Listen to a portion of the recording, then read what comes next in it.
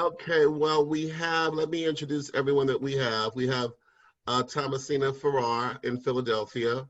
We have Hello. Sharonda Williams in Atlanta. Hi. We have Mercedes Williams in Pittsburgh. Hi. We have Rhonda Rasha Penrice in Atlanta. We have Kim Ford in Atlanta. Hello. And of course, we have the Ground Diva, the Curvy Critic in Los Angeles. Critic. And I think that is everyone. And is that you, Miss Ellis? Yes, it's me. Good morning. Good morning. How's it going? So without further ado, we're going to get this started. I mean, my goodness, the Clark sisters. Of course, being Black in America, I certainly knew who they were, but this was certainly an amazing introduction to understand their music, their art, their relationship with their family and their faith. Kudos to you all for putting together a fantastic project. Without further ado, we're going to let the members of AAFCA do what they do best. Hey y'all, how y'all doing this morning? Great. Hey Aunjanue girl, how you doing? Hey girl, hey Twinkie girl.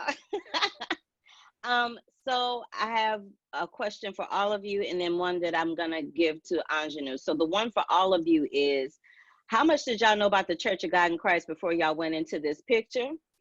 And for Aunjanue, you've taken on roles, I think at least 3 times, where you've played people that are real live people, and you've been an undercover agent, and you've done all these things. What is it about these really strong women that draws you in to want to play those parts? Listen, I'm from Detroit, so my connection to the Clark sisters is very personal and deep. I was raised AME, so people from the AME church know that the Church of God in Christ crowd is a little bit extra.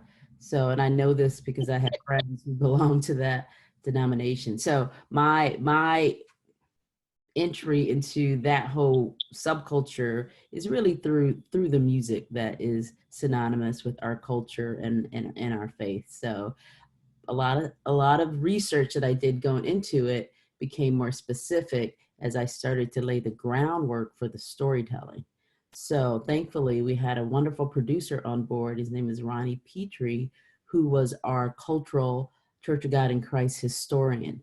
So every detail that pertains to the Church of God in Christ, we had an expert to help in that capacity. So my job primarily, though, was to accentuate the storytelling through emotional connection through the characters and through the music.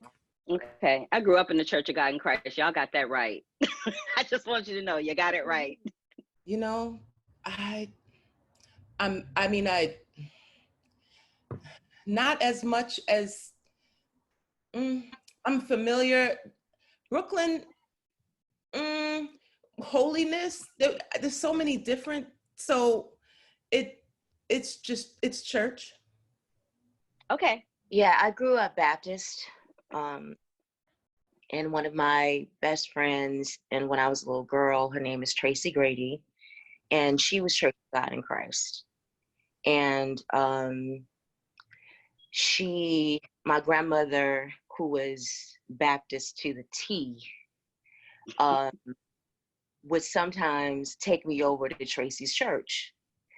And so that was my introduction to the Kojic community. And then when I was older, she was the first one who ever uttered the words Dr. Mattie Moss Clark to me. Like, that was the first time I ever heard, was from my friend, who was, I'm sure, 8 years old at the time. She was talking about Dr. Mattie Moss Clark. And I knew Dr. Mattie Moss Clark, the legend of her, before I knew the Clark sisters' music. And so for me, when I would go to the Church of God in Christ, I mean, you know that there's sort of, gradations of spiritual expression in church. So you would say that you got the Methodists who are here, you got the Baptists who are here, and you got the Church of God in Christ and Apostolics who are all the way up here. So when I would go to her church, I mean, there was the ecstatic music, the clapping. You know, for me at the time, it was just fun. You know what I mean? It was just different from my experience, but it was an immersion in that I just had such a fascination with. And so, you know, now that I understand it, my partner is apostolic.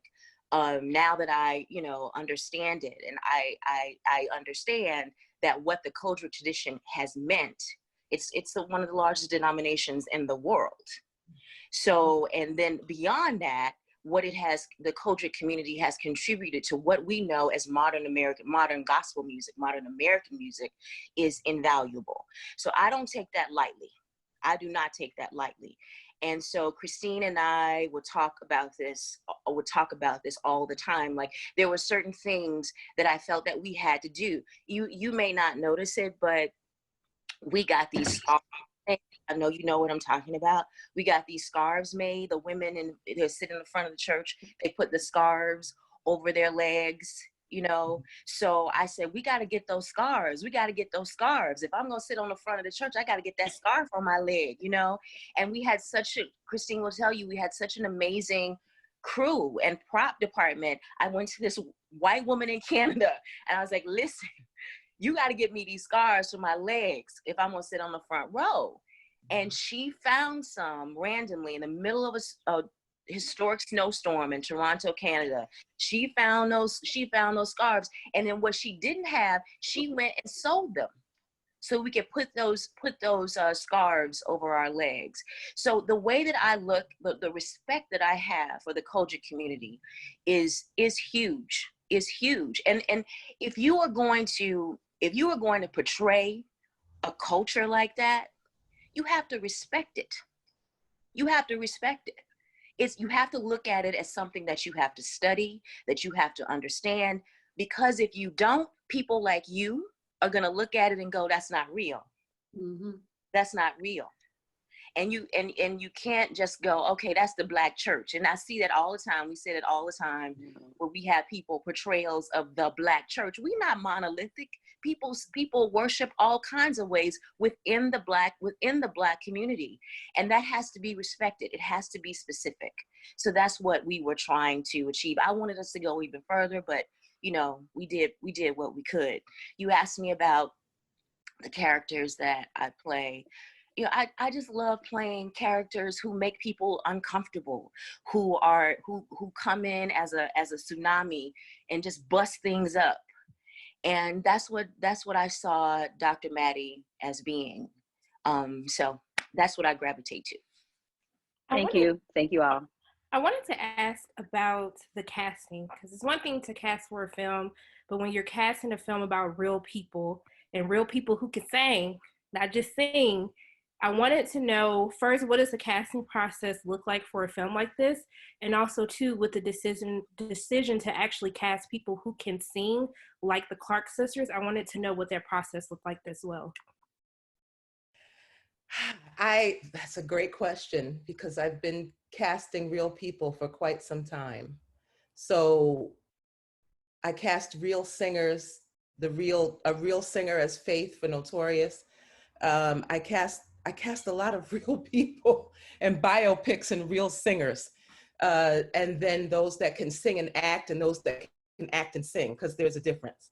So with this one, Michael Chin, who is the executive over at Lifetime, and Michael Chin wanted real singers, and Christine wanted real singers. So the process is similar to that of casting actors, in that you give them the sides as well as a song to sing and have them do both. So there was a conversation about, okay, which song do we want them to sing? How, where do they sing? Like what's their range? And of course the acting. So it was a process, and everyone put themselves on tape. So this was an online audition first.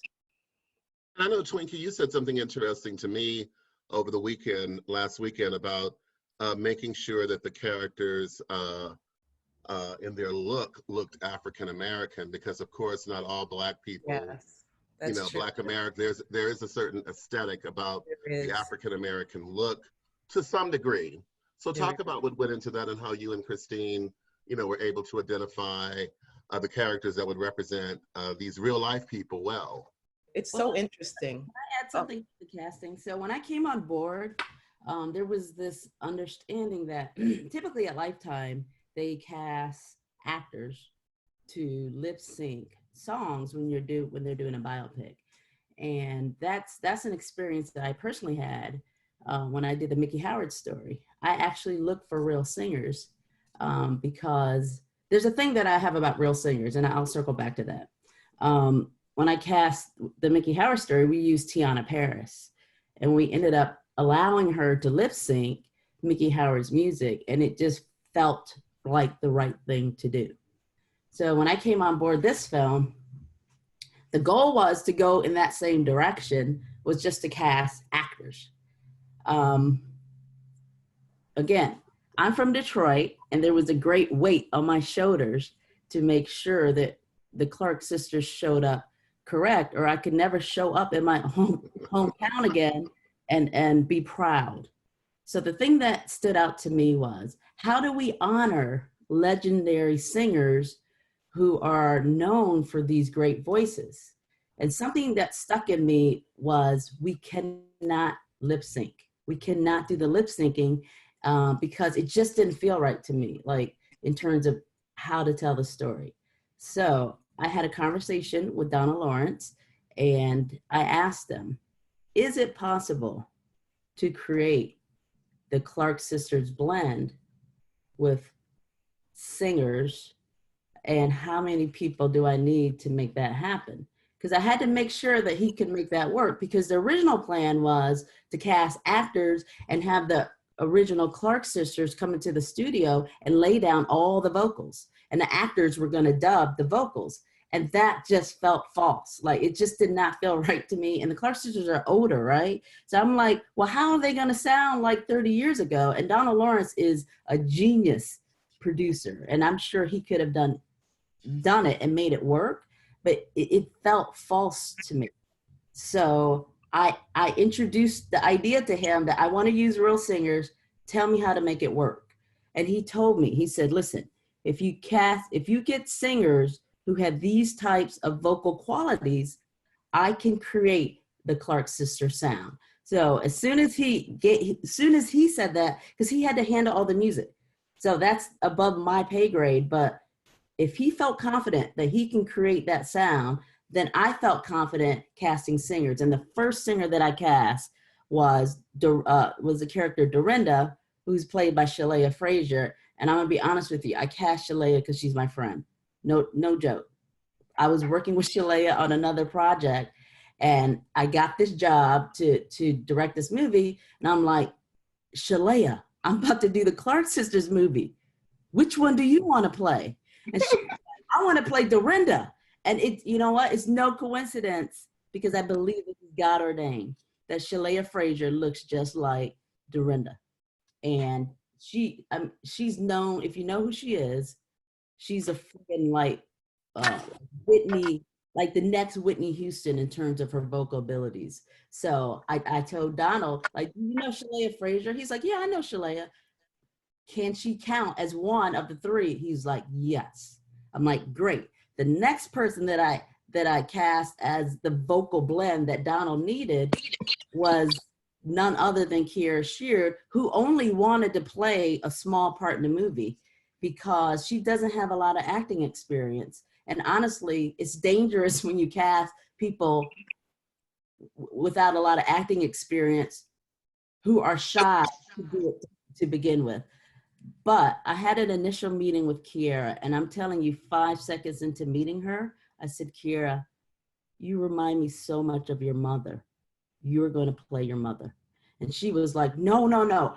I don't think I can do that. Maybe I should play Auntie Denise. I said, Kiera, you're going to play your mother. Wrap your mind around it. Let's go. So those were the two voices that really excited me. And Donald obviously has worked with Kiera Sheard, and he's like, Kiera's going to be great, and I know how to make her vocals work. So the next plan was to convince the network that these two voices were going to be it. So I actually flew to Detroit, met up with Kiera, told Shalea to meet me in Detroit, put those two on the keyboard, just told them to sing something. And I videotaped them, sent it to the network, sent it to Twinkie. I said, Twinkie, these guys are it. Just, help me do what I need to do to make this work. But I think they have magic that I can play with in the storytelling that's going to be so unique to what I'm trying to do with this particular movie at Lifetime. And the network was blown away, and the rest is history. And that's how we cast like those two particular singers. And then Twinkie did her magic and brought, then we were inundated with all these singer resumes that Twinkie had to go through. And she brought the rest of the team, the singers, to the bunch. And I think that is how, that is what stands out as different in this biopic, because the vocals are live. And even as they're acting, I shot all live vocals. I insisted that they sing live because there is this quality to gospel music that must be lived. And it's a specific difference when they sing live and you capture that, you feel it in the storytelling. And I think that, again, stands apart in a way that I have never experienced doing that biopic with Mickey Howard. So that's how we got the singers. But go ahead, Twinkie. Can I add something to this? Also, that, just to speak to like Christine's vision about this, is that we were talking about this whole thing about Kojic authenticity. And imagine being in that room and you're hearing some distant removed thing and some, recorded, it would have been a passive experience. But when you are in a room with Kiera Sheard and she is singing the paint off the walls, you are going to have a reaction. The background artist, myself, everybody in that room was moved by that. And so all we needed to do, and all Christine needed to do, was just turn the camera on us. It's impossible not to be moved in the presence of those voices. And that's why I was so grateful for her, that vision that she had to use real singers, because it just made everybody else's job easier. Now, a lot of these actors were relatively new. And Aunjanue, you're one of the powerhouse figures in acting of your generation, certainly. You're just that good, for real. You are. Was there a concern though about matching up,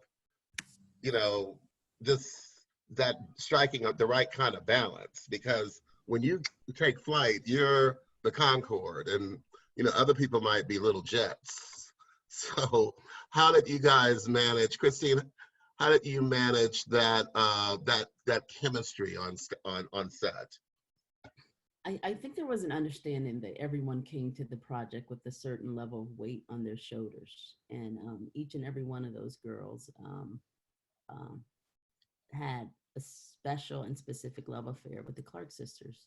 So they came ready to give it their all. And with the newer actors, I had them working with acting coaches extensively. So that was happening simultaneously. And then this is what happens when you have an Aunjanue Ellis on set. Everybody stands up straighter.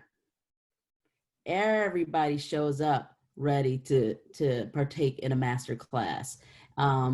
It was like in those moments where you see Aunjanue as Mattie Moss Clark interacting with some of these younger actresses, what you see are real reactions.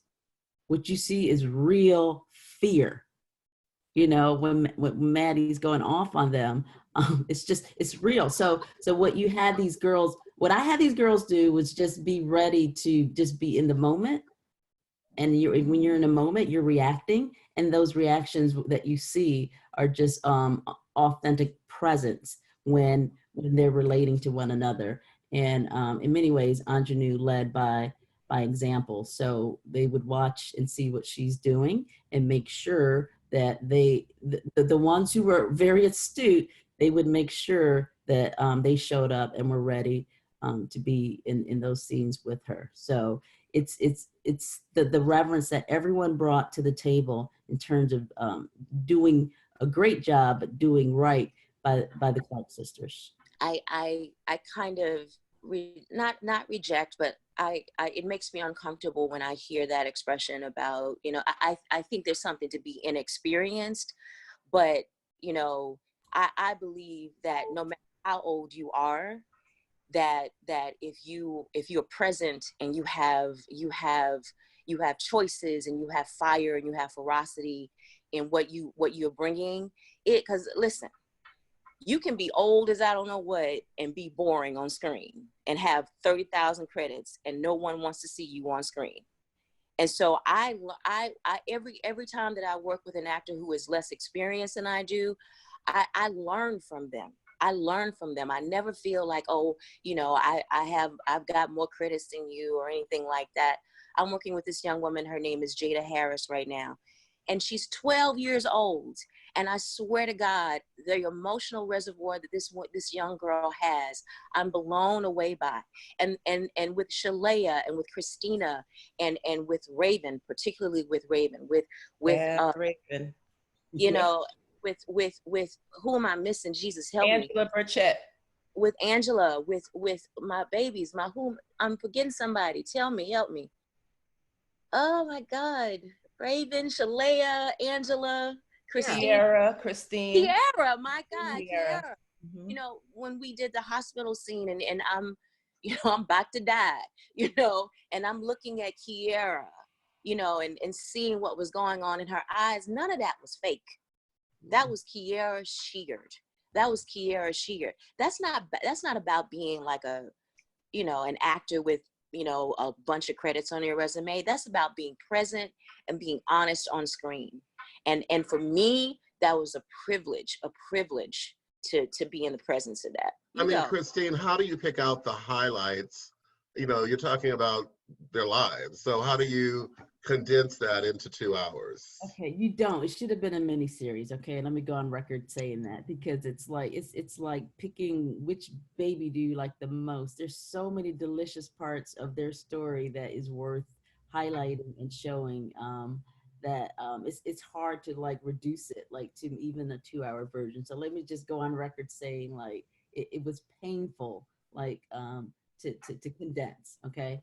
And then you're condensing even more in editing, you know. So there are scenes in there that didn't make it, and it's just like they're so lovely that I wish you could see it, you know. But here's the thing, to me, like the glossy, pretty parts of their lives is not that interesting to me, you know. Like the stuff that's interesting is the stuff where people are like, whoa, you know, the drama, the tension, the conflict, the emotions, all those parts to me, I just felt like I gravitated towards as a storyteller and even as a director. I always try to make a point of highlighting tension.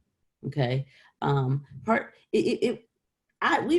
wanted to shoot this in Detroit, but that's not always, you know, that's a luxury when you're chasing tax credits. So we ended up in Canada in the middle of a historic snowstorm, you know, but I always take whatever is given me and I figure out like, okay, that snowstorm was some kind of symbolic lyricism happening in real time. And I use that because to force myself to figure out how am I going to lay out this story in a way where I can create the right amounts of tension and again emotional connectivity, when I really thought that I was going to show different seasons in this story, but I could not, because we couldn't shoot outside and fake spring or summer. So we actually were forced to do this kind of interior storytelling, which in hindsight really worked for the movie that we ended up seeing, because it forced me to go inside the interiors and now to play with the spacing, right? So if you see a lot of the movie, I do a lot with focusing and highlighting tension with spacing. I always like to use or shoot between like thresholds, you know, like there's a shot of Mattie in her room when she's calling Twinkie, and we see her outside the threshold of her door. right? So these are some ideas or ways that I used what we were in a tiny house shooting, right? So what can I do to highlight what Mattie Moss Clark is experiencing on the inside? So we go inside and we see her up close. She's talking on the phone. There's lots of tension, but we go outside to see, here's the great Mattie Moss Clark, you know, who's known and loved all over the world and within this specific denomination. But in that particular moment, she's isolated and alone, and even more lonely when we're looking at her outside of the door. So for me, those dramatic moments that caused us to feel tense are the ones that I love focusing on. And thankfully, with the Clark sisters, there was a lot of drama to highlight. And I love chasing that. And I love when Aunjanue just jumped into those moments, because it was beautiful to capture and just to see how other people were responding to it. And I always made sure that the camera followed that tension in a very specific way. So I think the question was, how do we tell this expansive story? I believe you condense it to the moments that lead us to the proper tensions that make us feel connected to the storytelling. I interviewed Kiki Sheard, and she said that when the Clark sisters came on set, that they were absolutely blown away by seeing you. What did that make you guys feel in that moment? Yeah, they were, you know, they were emotional. They were very, very emotional. To be honest with you, it didn't affect me at all. And the reason why it didn't affect me, because I didn't earn it. I hadn't earned it yet. I wanted these women to watch this movie and feel like someone heard them, saw them, and felt honored by it. I wanted them to see this and feel like we didn't lie on them, you know? And when they came to set that day, Christine can attest to this, we were in the middle of just the hell of making this movie. I hate to use that word, but we were in the middle of it and still trying to figure out the script, still trying to figure out all these moving parts that just weren't aligning. And one of those moving parts for me was my portrayal of their mother. So, you know, I couldn't collapse into their emotion because that would have meant that I had earned their emotion, and I hadn't earned their emotion yet. So I had to not be affected by it. I appreciated it. Listen, these women are like Prince to me. Let me just say that. Like Prince, I worship Prince. That's where they fall in line for me. So when they walk on set, it's Prince on set. You know what I mean? So that's what that's like to me. So I was happy to see them and glad that they were there. But I still have work to do. When Lifetime has done these pictures before, especially with the Aaliyah picture, and like you were saying, Christine, with the Mickey Howard picture, people have been lip syncing. The ratings have not been good. They haven't had access to the music. They haven't had access to the artists. Do you think that the breakthrough ratings with the Clark sisters movie is solely due to the fact that you were able to have access to the real artist and have real singers in this project? Okay, let me just say, I did the Mickey Howard story at TV1. TV1. Mm-hmm. So when I did the Mickey Howard story at TV1, it also broke network ratings. So it didn't matter that they were lip syncing to me. That's why I'm saying that was my experience of having done that, and now having done this. I can honestly tell you that it's the story. It's always the story. Okay. If people don't connect to the storytelling, and if it's not real to them, then they disconnect. So I never saw the Leah story, so I don't know what that was about. But the Mickey Howard story, I worked specifically with Mickey Howard and sat with her for over 50 hours and worked on that script until we banged it out into something that became special. And Tiana Paris killed it as Mickey Howard. And Mickey Howard said to me, she's like, well, I look at Tiana, I can't tell if it's Tiana or I'm looking at myself. So when you get that kind of testament from the living person who plays that character, then you know you did something right. So I just want to separate. That was TV One, and it broke network ratings. It was the highest rated movie in the history of the network when we did Mickey Howard. So I believe, I don't know if anybody saw it, but I know the fans loved it, and specifically Mickey Howard loved it. So there's a lot to kind of unpack when you're doing biopics about real living people, and we can get into that as well. Now, girl, it's you, Christine, it's you. Thank you. Yes, Thank it's you, Christine. That's so, right. That's right. Lifetime is a new network for me. I never did a movie there, so I don't know. And I didn't approach it as a Lifetime movie. I approached it as a movie about the legendary Clark sisters, again, who are from my hometown, that deserve a story that rose to the level of greatness that they walk in, right? So that was the only goal, and that's why there was so much tension every day in terms of shooting, because remember that weight was always there, and then when they come to visit you while you're shooting and you're like, oh my gosh, am I getting this right? They're right in front of me. I just don't want to let them down. There's the weight of the tension when they're living, where you just want to get it right. And part of getting that right, and we were very lucky that Twinkie cast Aunjanue, because Aunjanue was on board before I came on board. So that was Twinkie. That was the process for, yeah. That was a 6-week process to get Aunjanue. Okay, Yeah. so once they landed Aunjanue, that was a big part of what really works in the story.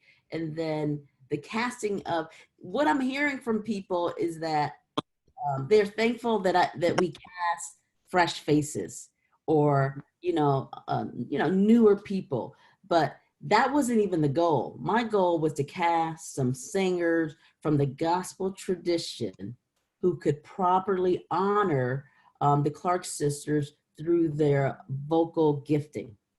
So, because if they got that right, and the Clark sisters, when I show them a videotape of them looking at these girls singing and they're blown away and they're like, oh my gosh, they sound better than us. That's when I started to feel a little bit encouraged, and I'm like, okay, all right, let's just keep on this path and we'll see. So I don't know about those other biopics. Honestly, I haven't seen any of them. I don't like to see them as I'm doing biopics, because I like to start fresh with my own vision, and I don't want to be colored by what other people did wrong or even what other people did right, because every story is an individual living, breathing organism to me that requires its own set of raising, just like my children. Each of them are different, and you have to approach them differently to make them shine in the way that they're gifted to shine. So I don't know about them other stories. So thank you. What I know for sure is that you all research. So as part of your research, you will find out that I did cast Aaliyah, and I cast that one character, which is the Aaliyah character in that Aaliyah story. Deborah Martin Chase produced that, and they ended up having to go to Canada to cast everything else. And that's where the challenges happen.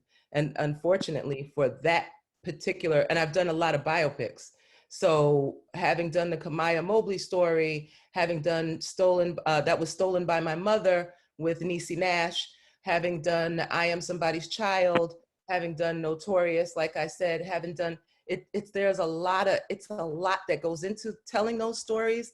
There is a lot that goes into telling them to the best of your ability within the budget, the location, like Christine was saying, the time constraints. It's a lot. But casting those particular young women, Angela Burchett was on Broadway. She has that Broadway voice and the gospel background. And Raven, I cast her in Being Mary Jane. So she's someone that came through at the last moment and stepped into that role. There was a lot to do, a lot to unpack, but the cast came out beautifully, doing a beautiful beautiful job. And Christina Bell from Texas, she auditioned a few times. She was great. Hi, I'm Kim in Atlanta. I have a question for Aunjanue. In my opinion, you gave an Emmy Award-winning performance as Dr. Mattie Moss Clark. That's coming from a church girl that knows all about church. You know, I was Baptist, but I heard a lot about the Church of God in Christ. So my question is, from the scenes to where you threw that shoe in the choir stand, and when Twinkie was trying to leave and her boyfriend pushed her down, what did you draw from? Did you have conversations with the Clark sisters on exactly how that moment happened, or how did you deliver that?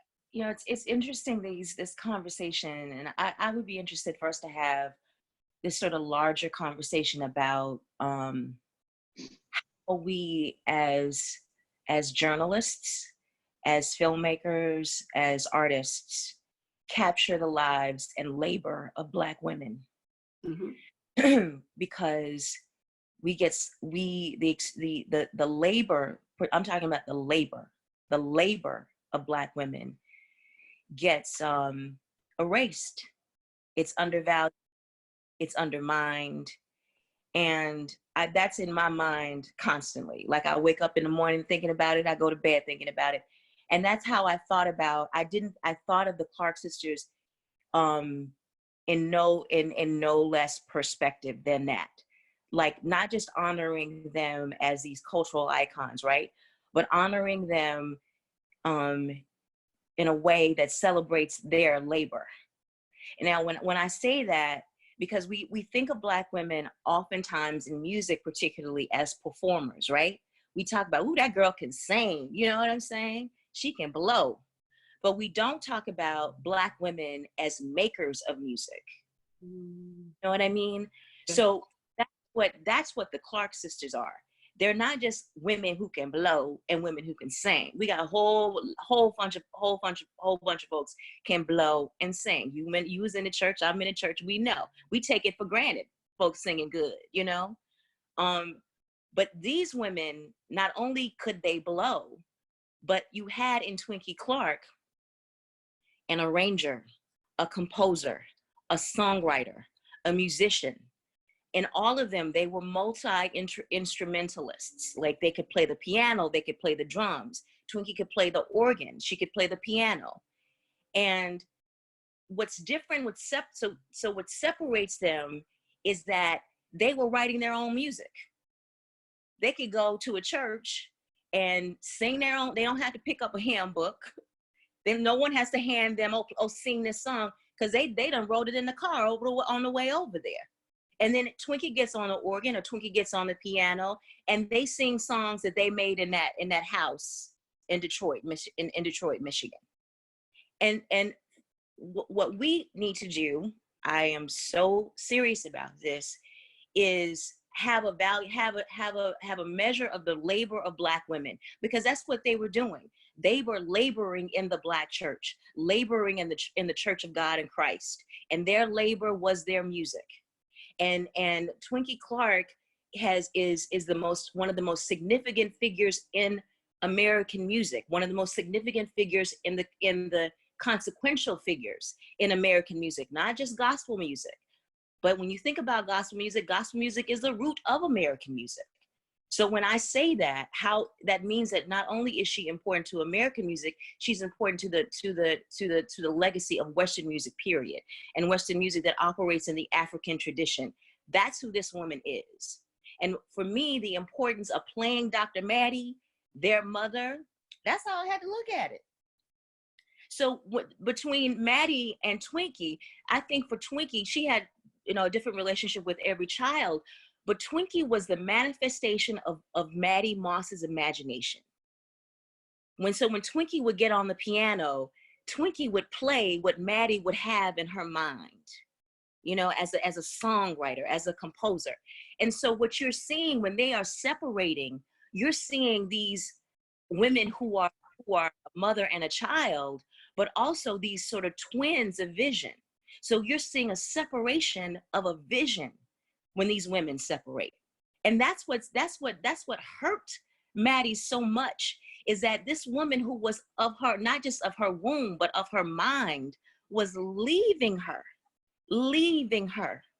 So that's the weight. It wasn't just a mother leaving a child. It was a destruction and devastation of a vision.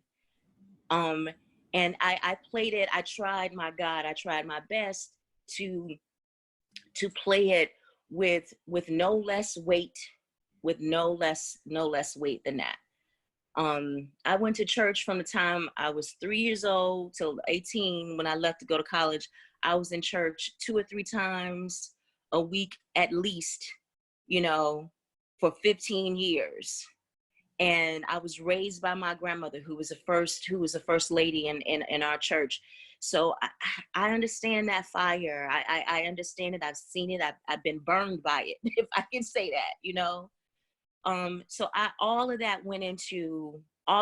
for me went into those scenes. My name is Mercedes Williams, a movie scene coming out of Pittsburgh, Pennsylvania. And I have my own theories as to why the movie had the highest ratings on the network in 4 years. But what do you guys think was the biggest possible way? What would you attribute to the movie's success?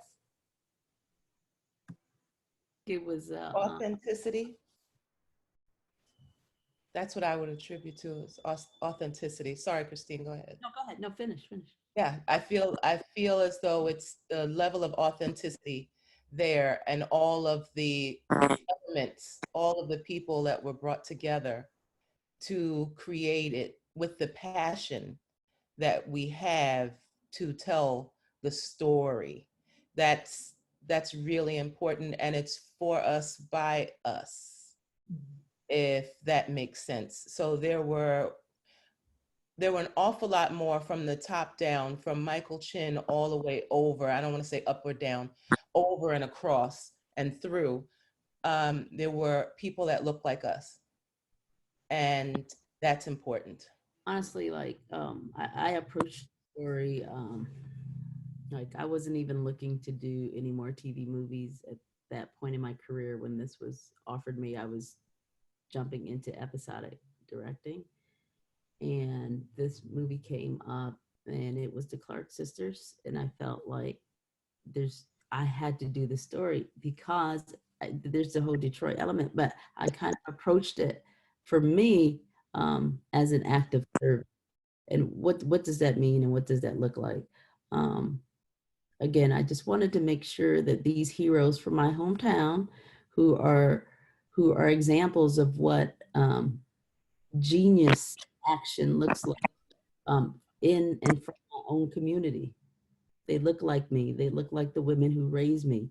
They are the women who are in my church who shaped me. I think there was the success on some level. First, I'm going to attribute it to God, because I felt like this was a lot of times, while it was in my hands as a director, I never direct looking at what the outcome would be, because that's not my business, right? So now that we see the outcome and it's tremendous, I can honestly tell you that I'm overwhelmed. I'm so overwhelmed, I tell Aunjanue, I don't know how to process it, honestly, because that is not something you plan or expect.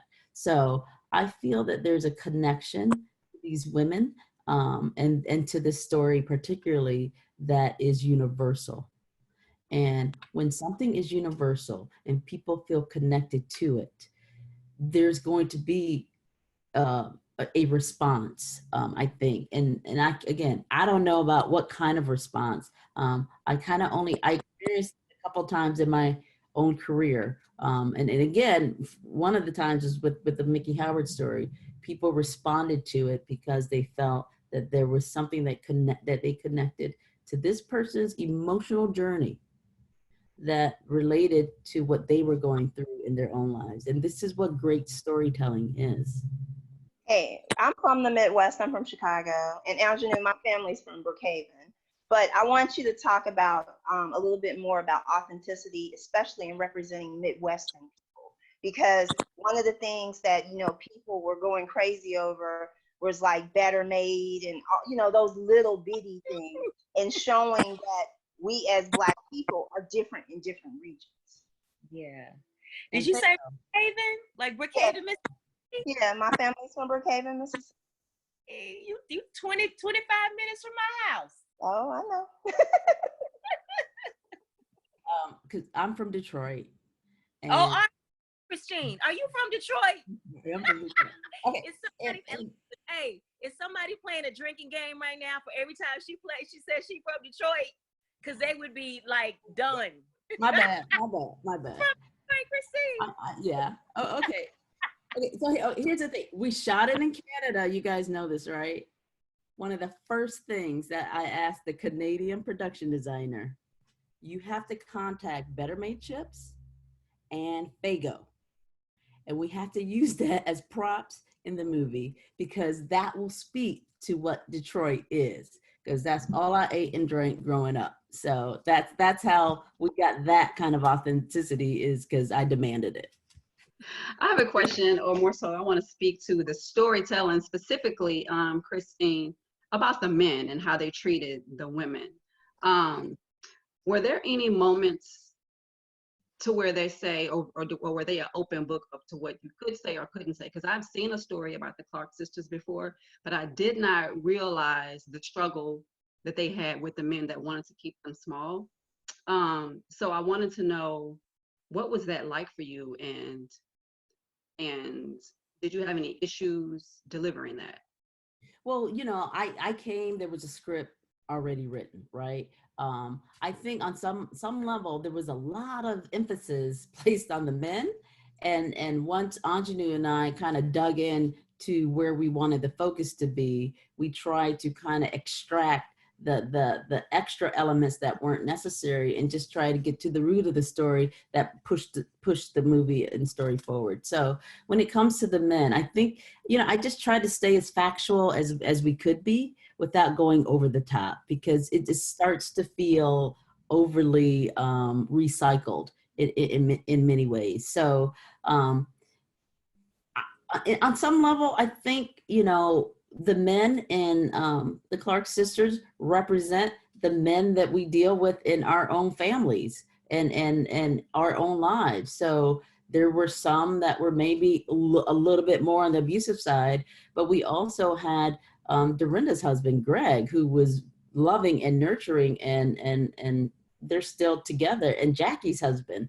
I think we showed a range of relationships that these women would have naturally gone through, but we really wanted to focus on what was so astounding about these women that made this story necessary, you know? So not to diminish or eliminate, remember, I still feel like I did not have enough time to tell all of it, but we really tried to pick the parts that push the story forward so we can really focus on the major parts. And to me, those parts were Mattie and her daughters.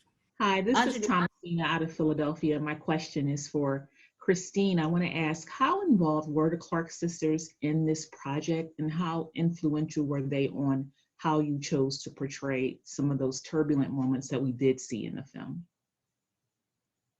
So I think the story was in works for like over 15 years.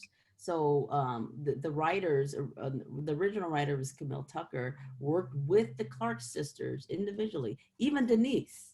Like it's you know, I don't know that people know that, but Denise was on record in some shape or fashion when they were formulating the story within all those years that they worked on it. So they were very much involved. And I know she conducted extensive interviews with all of the sisters, and there were different versions and renditions of the story that could have been told. And then the next writer, Sylvia L. Jones, came in and did a polish on the script, and then the story was shaped in a different way. So, and every step and process of the way, the Clark sisters were very much involved because of Holly Carter, one of the EPs on the film, was very hands-on, and she works closely with the Clark sisters. So they were very much involved. Now, once we started shooting, they were like, Christine, we trust you. This is your job. Good luck. And that was honest. They had no input whatsoever on anything that we did in terms of shooting and production. There was one day they all came to Canada for us to shoot their part, but they just came, showed up, shot that part, and left. No input whatsoever on any other aspect of the production and the directing and the overall outcome. I don't know if they gave Aunjanue any notes, but I doubt it, because I felt at that point they had let go. And they were like, this is in the hands of the professionals. We're gonna let them do their jobs. And for that, you know, I think, you know, I think they're very appreciative of the outcome. They're very happy with the story, and I can finally exhale. Thank you. I wanted to ask a quick question, Christine, to piggyback off of the involvement of the Clark sisters. I wanted to know how you wanted to approach specifically the story with Denise, because it's kind of one of the most turbulent parts of the Clark sisters story, and still kind of a lot of back and forth or debate as to what led to the departure of Denise from the group. So I wanted to know specifically how you chose to attack her storyline with this movie. So again, we used the elements of the story that, to me, best showed who Denise was and gave her a real dramatic character arc, right? What made Denise's story, to me, come to life was really how Aunjanue chose to relate to Denise, or the character, you know? So that actually gave it more breadth to me. And my goal was to never make Denise one or two dimensional. That was like, we are not going to do that. So there's some nuance that Aunjanue and Raven put to it that allowed for us to see that there was emotional connection between the two mothers.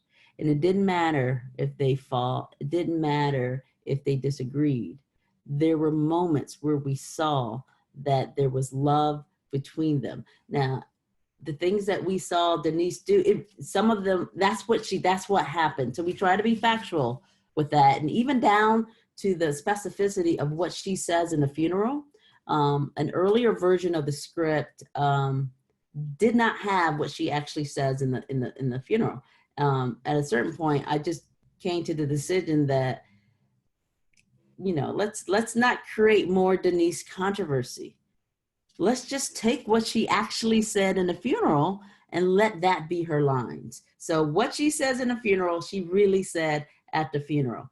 Now, the way we may have approached it was, you know, you have to imagine some other things as well. But I just want to remain authentic to whatever we could as it pertains to Denise. But most importantly, I wanted to show that there was a deep daughter-mother connection and bond, and just to show people make choices and have consequences on both sides of the equation. That's one thing I did like, that the Denise component. Was it, again, you said you took real life moments and there was input from her, but did you also purposely want to make sure that this movie didn't come across that there was a right and wrong for her, that both sides were seen? Because it can, you know, if you don't have that input and you're not speaking to that person, it can seem very one-sided. Well, I think that when we were about to shoot, what we had in the script, I felt it didn't show Denise in a way that reflected what I think, you know, should have been reflected with her on camera, on screen in the film. It just felt defiant for no reason. It felt angry for no reason. And so we worked with Raven, Christine and I, we sat down and we, you know, we reconstructed those scenes, quite frankly. We reconstructed those scenes because, you know, Denise could be looked at as a villain. She could be portrayed as a villain. She could be, you know, could be the foil in this particular story if you looked at her that way. And that would have been dishonest. That wouldn't have been, first of all, it's not true. And it has this very sort of, you know, myopic way of looking at her. I mean, I just imagine what it would be like to be in a family like this. And you had a vision for yourself that was separate from that. That doesn't make her a bad person. That just makes her wanting to be, you know, wanting to self-liberate. So we worked on that to make her, you know, make her be a sister, make her be a daughter that was human. And not a stick figure of a villain. Well, thank you, ladies. I mean, tremendous job. But blessings to all of you. Thank you, AAFCA members, for your time. And everyone have a blessed weekend. Thank you guys so much. Thank you. Thank you so much. Bye-bye.